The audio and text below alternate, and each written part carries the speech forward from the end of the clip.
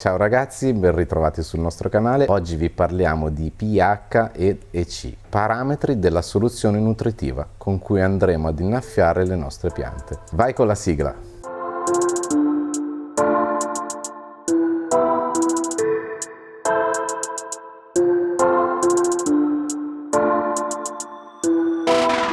pH tester serve per misurare l'acidità della soluzione nutritiva con la quale innaffiamo le piante. C'è una scala che va da 0 a 14, pH acido, neutro o basico, dividendo la scala a metà, quindi il valore di 7 è un pH neutro. Dal 7 andare in giù, quindi 6, 5 è un pH acido, dal 7 andare in su è cosiddetto pH basico. Il range di lavoro per il pH nelle coltivazioni idroponiche va da 5,5 a 6, invece nelle coltivazioni in terra va da 6 a 6,5. Anche se il valore non sarà sempre 5,5 per la coltivazione idroponica o 6 per la coltivazione in terra su substrato, non preoccupatevi, perché l'oscillazione fa sì che la pianta assimili tutti i nutrimenti. Oggi vi faremo vedere questo pH tester.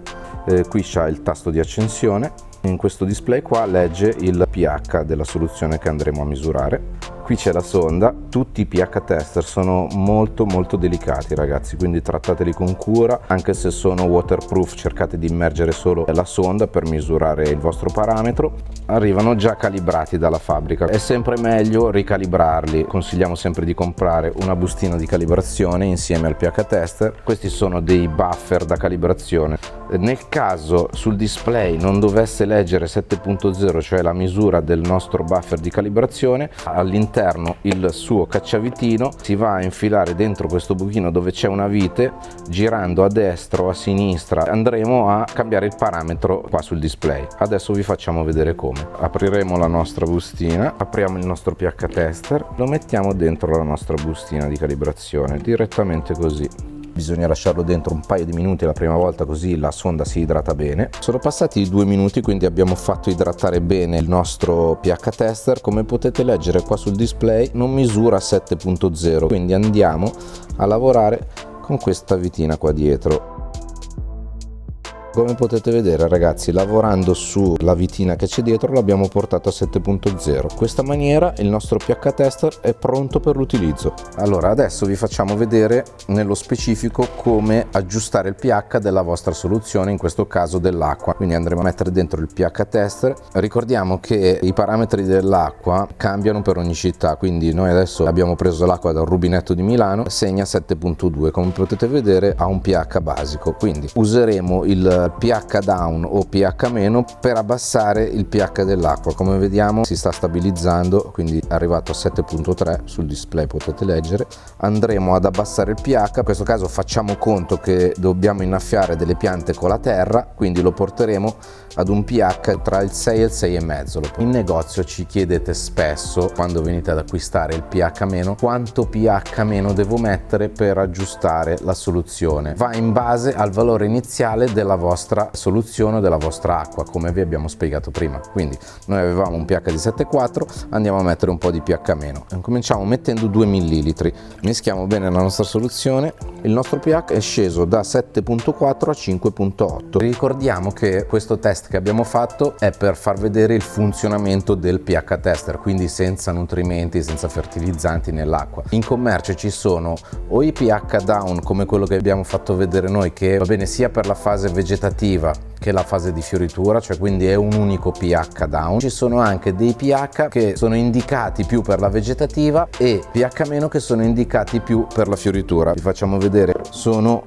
un pH meno per la fase vegetativa e un pH meno per la fase di fioritura. Il pH meno per la fase di vegetativa grow, quindi per la fase di crescita, contengono acido nitrico, è l'azoto che è quello che richiedono le piante nella fase di crescita. Invece questo pH meno bloom contiene acido fosforico, che la pianta lo richiede nella fase di fioritura. Ci sono anche i pH più per alzare il valore del pH della vostra soluzione. Ora vi spieghiamo il funzionamento del EC tester. EC significa elettroconducibilità, quindi la quantità di sali che ci sono nella vostra soluzione. Più aumentiamo i sali dentro l'acqua e più aumenta l'EC.